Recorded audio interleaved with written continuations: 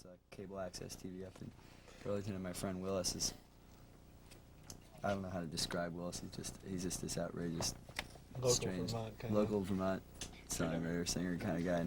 And he had his TV debut, and they do 3 songs and then a 3-song set and another 3-song set and about a 15-minute interview, and it was just really, it was all, you know. That's just So amazing. he grew up in Vermont, and you know, in Plainfield.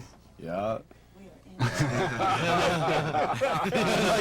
I was like, that was This is a started guy there. who just- lived in a car for most Yeah. of his life in Plainfield, Vermont, which is a very small Vermont town.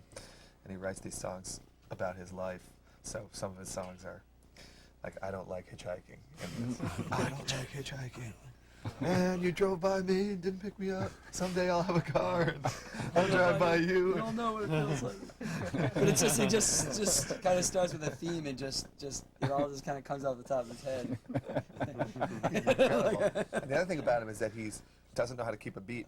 But when Yeah. I mean genuinely incapable of keeping a what you would normally think Regular of meter or as a something. beat. So Phish plays drums in this band, and he just follows him.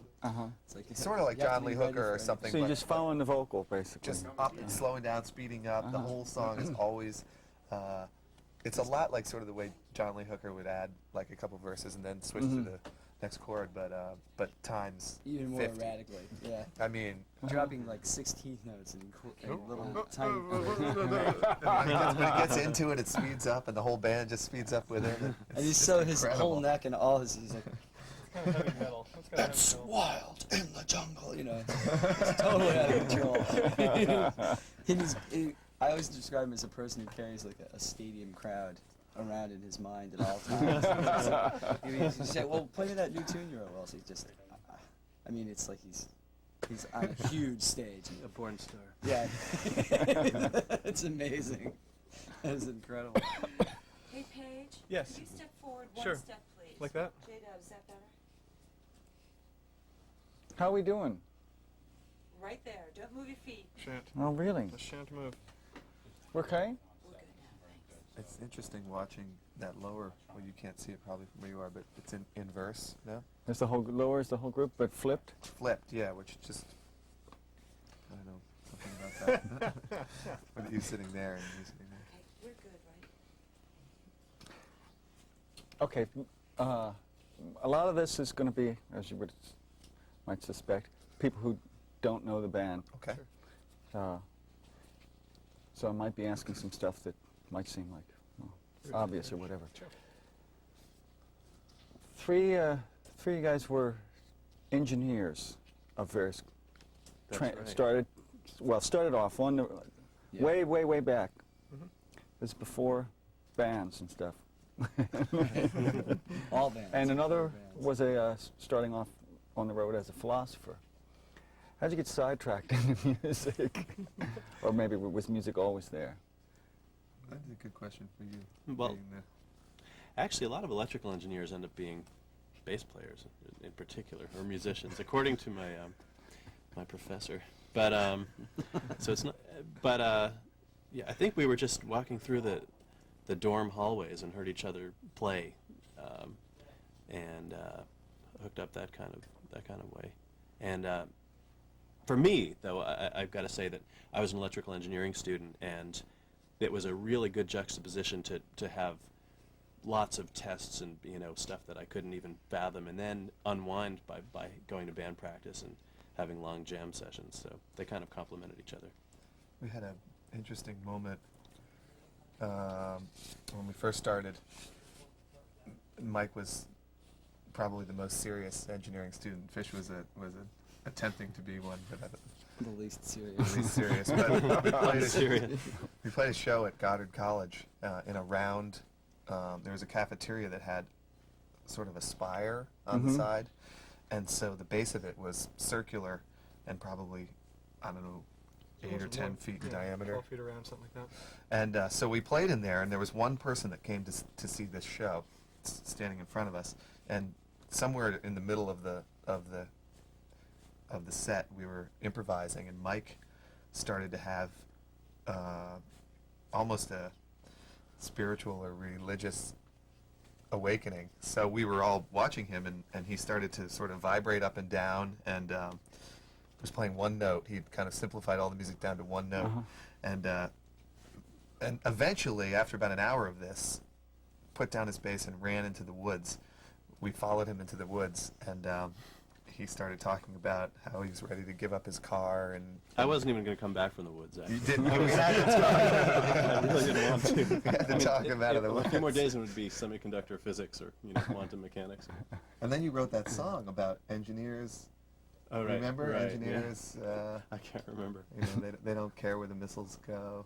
They don't care where acids snow. And that was it. And then you became a religion. Right. minor. Yeah. It was an awakening. Shortly after that. And the other, actually. I think the real explanation for it all is that I think my criteria was with myself and the other three members was I don't think any of us ever had a choice as to whether to be musicians or not. So that was always a good feeling to me. Like, well, none of these people are going to be able to do anything else other than play music. So we have a good chance. You gave it the most valiant attempt. To do something else. He did. He almost escaped. In vain music. I tried. He almost escaped. Escaped your own destiny. Pulled it. And, I'm going to jump to another subject. Sure. I'm going to jump to recording a record versus live performance. And you've said something to the effect of that the studio shouldn't be about recapturing a live show. So let's just talk about those two different universes and where they intersect and where they are completely different. We've been playing together for 15 years, and mostly just working on our live show for the last 15 years, with albums coming along every few years or as they came about. In the last handful of years, we've really tried to make the studio experience a little bit more spontaneous and a little bit more human. Oftentimes, if you're playing a live show, you can feed off the energy of the crowd, you can feed off the energy of the other band members, and whatever the feeling of that night is. And when you get into the studio, it can oftentimes feel a little bit sterile. And we've tried to, through different experiments, just expand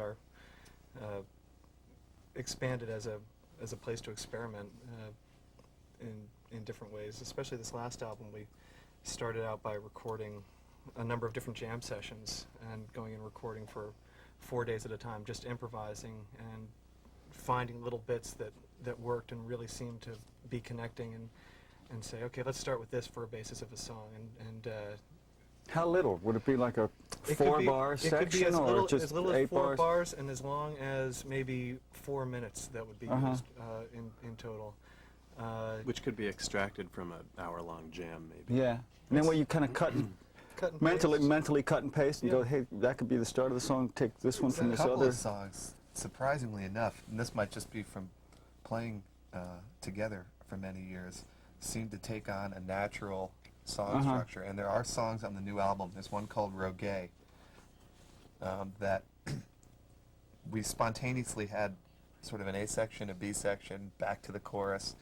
Mostly probably defined by Phish going to the cymbal, Page bringing in the organ or something. And when we listened to it, it just sat as a song. So what you hear on the album is, for the most part, an improvised section.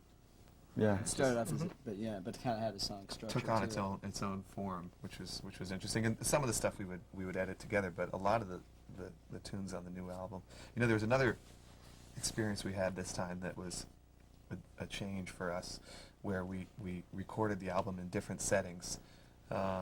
Some of it was recorded in a traditional studio, but most of the vocals were written and recorded in a farmhouse in northern Vermont, and it was just the 4 of us with portable gear, and we found that has a real effect.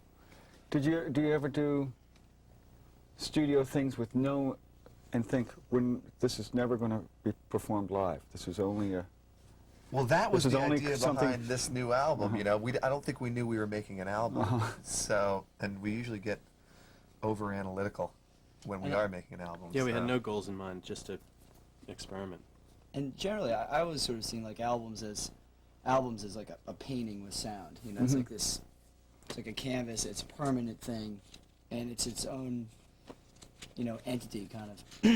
and it just your approach is kind of, it's like you try all these different kinds of approaches. So like I know like George Condor, you know, some painters that start off and they make like a whole creature or something, and then they don't like that, and they end up just painting over the whole thing, and over this period of time, it just takes on its own personality. And a live gig is just, it's just all about in the moment, and you know, you can't erase any of it, and you know, you can't change it, and you have to just you can give it more time to develop in a different kind of way.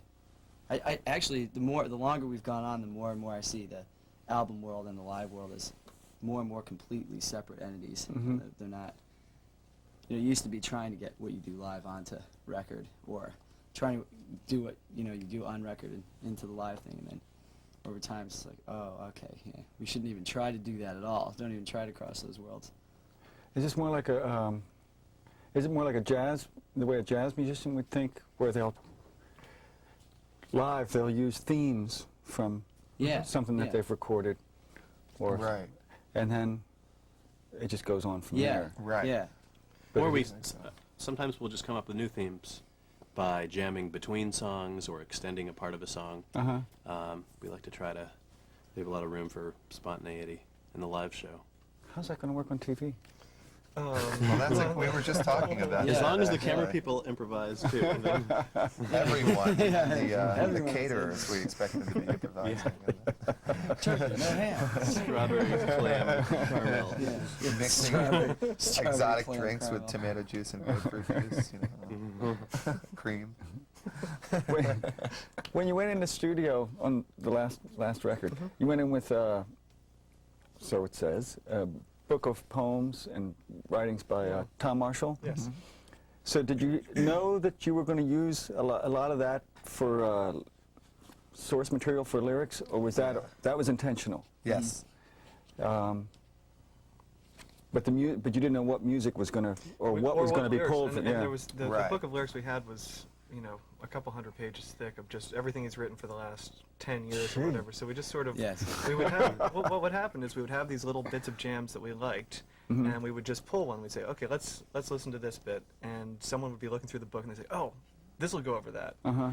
And we'd get up the mic, we'd sing a version of it, and that happened for about 4 days. You know, just coming up with, we probably came up with about 15 or 20 different things that were, you know, lyrics on top of this jam session stuff. And we didn't know that we were recording our final vocals at the time, but these actually were the vocals that ended up going on, a lot of them, on the album. We transfer them over via Pro Tools and Mhm. all that. Just it wasn't time coded or anything. We just kind of throw it over. Yep. Did he, when he's writing, is he writing knowing that it's going to end up mixed with a musical structure, or is he just writing it as poetry? Tom is a computer programmer and a friend of mine since very early. Is he like a grade. software designer, or? He actually does troubleshooting for a Uh-huh. big company. People call him and he tells them what's wrong. But he writes Their to a life. friend of his. He has a friend, Scott Herman, who they email. So really, when he should be doing his job, he spends most of the day. I'm going to get him fired. He spends most of the day emailing Scott Herman, and then they just print the whole thing out. So this can be anything from just, you know, plays on words to poems about his life and problems he's having. But we've been kind of writing songs together since 8th Well, I would grade. think it would be kind of important to his, it's important to his work to be able to do that as part of his work, Yes. Yeah. and not. And if they try to say no, do this on your own time, he's going to feel different about his. This is It's getting. true. This No, is no, getting. you're No, right. we're but getting way. You're we've absolutely right. talked about that a lot, because even when the band started, there was a little bit of conversation between myself and Tom about him moving up to Vermont, and it's turned out over the years that I think maintaining his normal 9-to-5 job has been a real Uh-huh. benefit, because he doesn't really feel like he's writing Uh-huh. lyrics. He's just killing time at work in between phone calls. And, some So of if you that took stuff. away the job, If you then took away the job, he'd be yeah. just kind of sitting around and wouldn't know what to, Right. enjoying he needs- so he needs enjoying both of his that. days and I stuff, think so. Yeah. It seems that way. It's a- Yeah. It's creates like Einstein tension. working in the patent office, having to do a job, just doing patents, and on the side coming up with a theory relatively. It's a side thing. Yeah. Hey Mo, take a look at this. Let me jump to tickets. I was going around to various websites, and a lot of the you guys have managed to do a ticket thing where you contact the community of fans, other musicians, whoever, about the shows. They find ways of getting tickets. There's a whole system that, while it's not adversarial about the big ticket outlets, it allows people to go around it and also to go around scalpers and everything else. How have you managed to do that? It's, I mean, it's been well publicized. Other bands have gone up against, in an adversarial way, against the big outlets, Right. Right. and kind of It's- got knocked down. How have you guys managed to do it? I think it started with, we have a very involved newsletter that Mhm. goes out to, I don't even know what the number is. It's You got 150,000 150,000 people, people, and we send it out 5 or 6 times a year, a free newsletter to our fans. In that, people are able to write in, this is the technical way that it goes about, but they're able to write in and they find out about this sort of thing. We've been able to work with it with Ticketmaster and the outlets where we are, and the promoters, that we get a certain percentage of the seats in a house.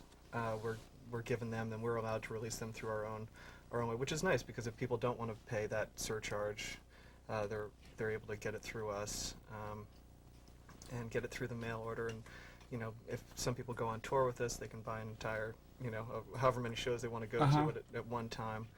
And it's not an adversarial thing. It's just something we've done as a convenience to our fans. Kind of relates to some philosophies that we've had. We've also done some shows, these end of the summer shows that we do up in Maine, Mm-hmm. where we try to do the entire event in-house, from building the stage to designing the shape of the fence to how many portalettes there's going to be. And I think it's another option in the world of SFX and corporations buying up the whole concert industry. And that seems more modeled after kind of the European festivals, yeah, actually, where yeah. there's a, I don't know if that's conscious or not, Yeah. where there's it's not the European festivals. It's not just about a bunch of big name acts. There's also food, and there's also rides, And Right. all and kinds. You can camp, and you can get to it camp, easily. yeah, and all that kind of stuff. Camping is all set out ahead of time and planned and everything. Anyway, We were at a festival in 1992, Roskilde, which Yeah. I think you were Yeah, I actually know at that one. as well. And the London Symphony played, and then some of the splinter groups from the symphony went into the campgrounds, and Yeah, yeah. they had string quartets and brass, and we modeled some of our festival after that. We had little musicians, musicians spread out through the Wandering, yeah. campground, wandering. little Minstrels. musicians. Only small ones, though. No large musicians. No, It was- no it over was- 4 cents. It was a revelation to be It'd able be to go smaller there. than It you. had to be smaller than me. Yeah. It was nice to see those European festivals and see how well they can work, and how people were getting along, and all sorts of different kinds of acts and different size stages, and it was something I'd never seen over here before. There's no theme to Yeah. the musicians. They Yeah. had They had just everyone good music from Native Americans to bands like us to and Nirvana, rap bands and rap symphonies. bands and Well, we had David what was Byrne. our tent was Buffy St. Marie, and then us, and then Evo Papasa's Bulgarian Wedding That Band. was the three in a like, row yeah. at Roskilde. that was, Yeah. that was 3. and That was it the just- combination, yeah. That's the lineup for it. That was a good, and every tent kind of was like that. Yeah. Even though they had like themed tents, like they had the Boogie Down Productions tent was like more of a rap oriented tent or something like that. But even within those acts, there was a lot of difference. So, but I just remembered that Yeah. lineup. Yeah.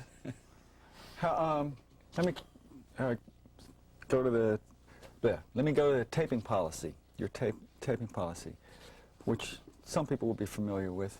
But for other people, they'll think, what's going on here? They're allowing people to essentially make bootlegs. And to some people, they might think that's the record company would just go nuts. This is going to undercut album sales, blah, blah, blah. They didn't love it. I mean, but it had been something we'd been doing for years, and it was when it got to a point where we got onto a major label, it just felt like I think it just didn't feel like a right thing to do. To cut it out. To cut it out to the fans, and also I think for years it had just been free advertising for the band. I mean, especially in your earlier stages. And that's something that was an idea that we got from the Dead. Yeah, definitely. We're probably the first people the first large rock band to do that, and you know, it was. I don't think that it really cuts into album sales. You know, our album sales aren't necessarily that great, but I think it's because I don't think it. I think it's because they're not shoddy either. But I think that if you make a great album, I mean, it kind of goes back to your earlier question about the difference. Yeah, the between album is live a different entity. and as soon as the more that we see that and embrace that concept, the less of an issue it will be to allow live taping. they're just such different things. We try to make every show different. The set list is usually different, and I don't know, other approaches to the songs are different from night to night, and so that's one reason why people like to get a bunch of tapes to collect them. And then the album just seems like another version of some of those songs, so they still would want the album a lot of times. There was a long period when we first started as a band where we weren't interested in recording at all. And our career moved forward. We were touring the whole country before we ever signed with a record label. So those tapes were really instrumental in giving us an the opportunity tapes got to be a out there band. before there was a record. There's a great example of that. We did our first road trip was out to Colorado. We did 7 or 8 nights at this club called the Roma in Telluride. We drove, 40 or 50 hours in a van and just played every night. And those shows were all taped, and there was, I think, probably between 8 and 15 people, the same 8 and 15 people that came every night. Yeah. And They were doing that drive too then. yeah, well, they were They from lived locals. there. They kind of came down the first night, and we were doing, strange things on stage where we'd switch instruments and do little, one-act plays and stuff. Anyway, these shows all got taped, and then we left. A year or two later, we came back to Colorado, and we had an audience that, because of these tapes that had spread, that they were familiar with all our songs, not just the ones that were on the albums, and it enabled us to continue playing those kind of shows. You don't have to be selling an album. You're just playing whatever you want to play. So it's been a big help to us. I would recommend it. Yeah, I would recommend it for any band starting out. It's like a... Yeah, most bands would think it would be impossible. Would think, oh no, you have to have an album out and it has to be out and saturated in before you can actually go out and get dates out there. Right. Yeah, to go the way we went, you have to play a lot of live shows. A lot. I mean, Yeah, you really have to want to. I think you have to put in that 5 to 8 year period where you're consistently on the road and playing night after night after night. And also, it was a big help to us to only have 4 people in the band because, you have to split the money and everything.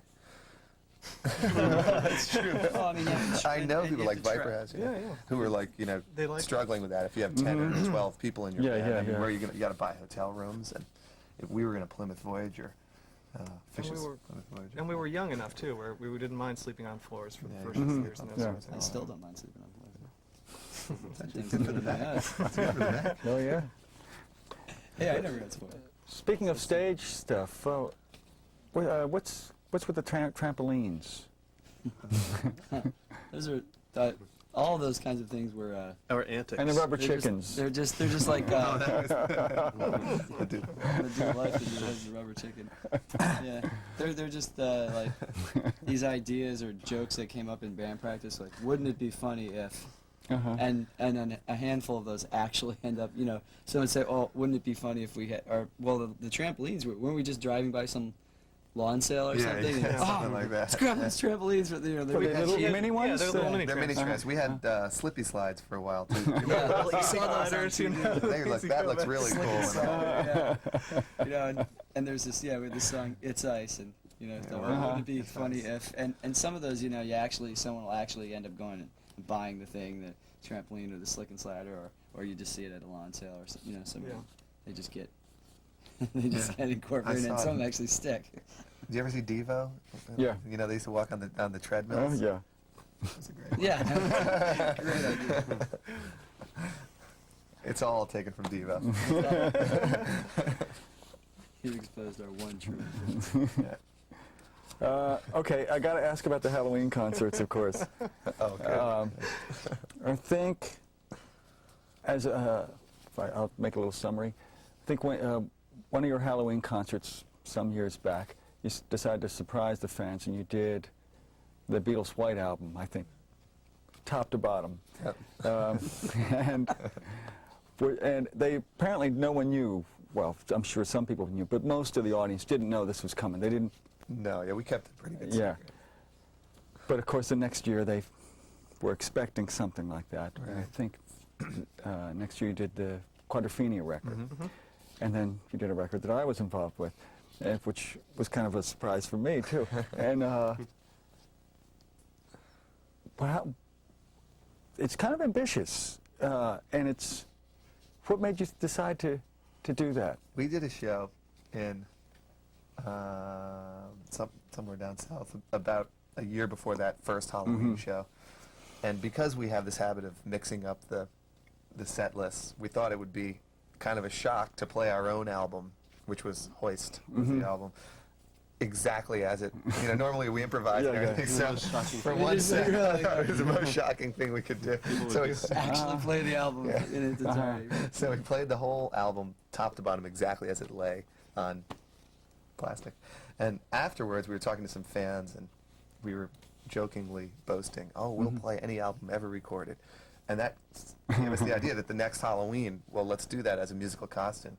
So we did the White Album. And actually, what happened was we did put out the word that we wanted fans to vote Yeah. on what album to do. And they didn't. It was a secret That's what what it album we was. ended up doing. Mhm.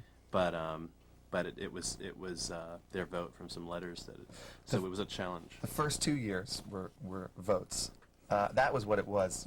We said we'll do any album, and this somebody I was talking to. The third year was our choice. That was Remain in Kind of Light. flattering to me. Yeah. Well, it was also the concept partly behind it too. Was we used to always, like on Halloween, people always give you these costumes to wear, and there was stuff that Mhm. one Right, year had this right. giant foam thing he had to wear on his head, and it's like stuff you can only wear for about 30 seconds before Yeah. it's too hot and stuff. And so it was there was an idea of this sort of, well, our costume, let's make our costume a musical one, rather than Mhm. having to wear these things on stage that you can't really play in. And so we just kind of took on the musical costume idea, and that's why became on Halloween was the time and to try to not actually do so much of your own thing with the album, but play it sort of true to the album, as if you were pretending to be Right. that other band for a second, Right. really putting on the costume. Having to get inside another band's head like that, which you might, It's amazing. You don't know how it's going to affect you or how it's Yeah. going to Yeah. what you're going to pull away from it. But each time we did this with the Beatles' White Album, obviously the beautiful songs that they wrote and so many of them, the melodies and the orchestration. We really tried to get the orchestration down between the four instruments as Mhm. best we could.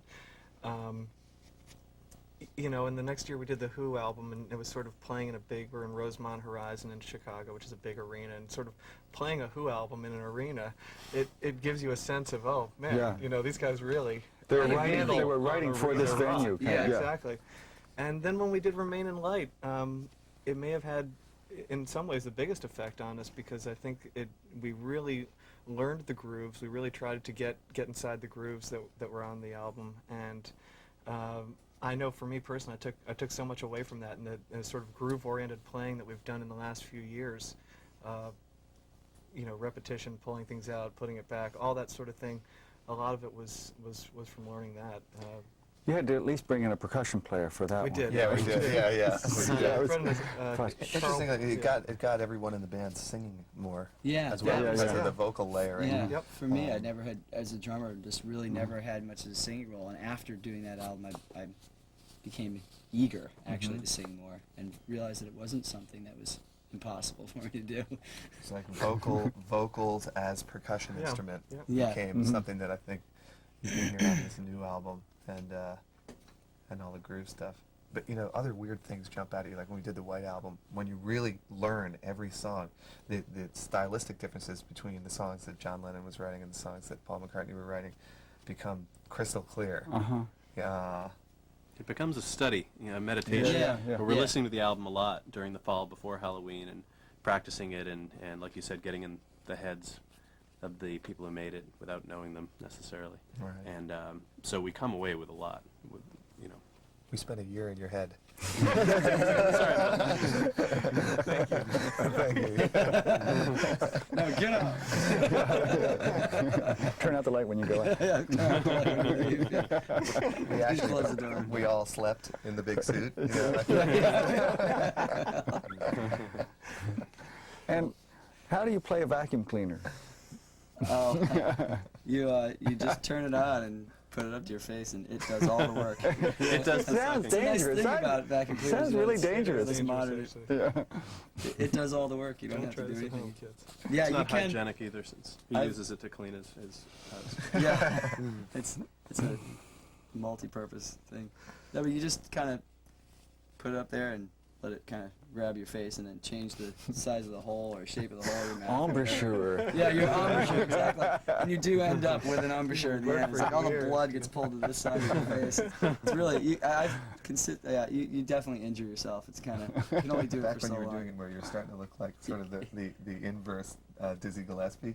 Right, right. Cheeks in your mouth. Well, also, too, I think if I keep doing it for years and years, I'll have one really long jowl on this side, and the other side of my face will be nice and taut.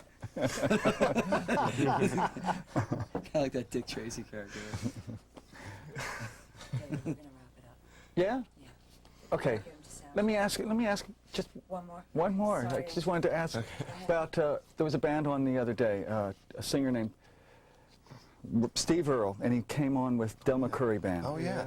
And he did his whole show with them, and I know that at some point you said you were influenced by them, which, a bluegrass group, which would have surprised me, but I saw them and it was just amazing. Oh, he's Yeah. Yeah. forget Del it. McCoury. We cover a couple of his We songs. do some of his and we do a bunch of songs. different bluegrass stuff too. Yeah. Yeah, a handful of bluegrass. It was incredible to meet him. He's one of the true links to traditional American music. You know, he's got an album called Blue Side of Town that I'm obsessed with. I can't stop listening to it. Guys, But yeah, yeah, we just played Farm Aid with truly him high lonesome. recently, Mhm. and it was incredible. What to say? I think Mike kind of introduced us to the bluegrass Yeah. influence. Yeah. Yeah, I listen to mostly bluegrass probably. So lately I've been listening to this. I don't know if you heard this album with Del McCoury and Bootsy Collins play. Yeah. It's Yeah, it's- called Groovegrass. It's really pretty funny. Doc Watson's on Yeah, and that. Doc It's Watson. Doc Watson, Bootsy Collins. There's Version of one. the Macarena. Oh, the Macarena. That is the best. Del sings it. It's really cool. He says the Macarena, you know, in English, like with the. Yeah. Hey, mate, everyone wearing Macarenas. Hello, call the Macarena. Hey, Macarena. Okay. And Paige, Yes. first we're gonna get 20 seconds of room time, just Oh, everyone be right. quiet. But I need you to take one baby step to your left. Okay. I was just starting to have fun with that interview too. I felt like we. I mean, once you start talking about Bootsy Collins, Once Del you start McCoury, talking and the about Bootsy, Macarena, yeah, and you're really all. I'm gonna go ahead and okay, and David, you just gotta. Oh, can we just keep talking, right? Or is No, this that is was- for silence? No, Okay. but you have to lean back in your chair a little bit. You Okay, do? so 20 seconds starting now. And Paige, if you just nod and look at David and look around as if you're listening All right. while we're doing this anytime. 20 seconds starting now. David, stand back a little bit. There you go. Thank you. 20 seconds starting now.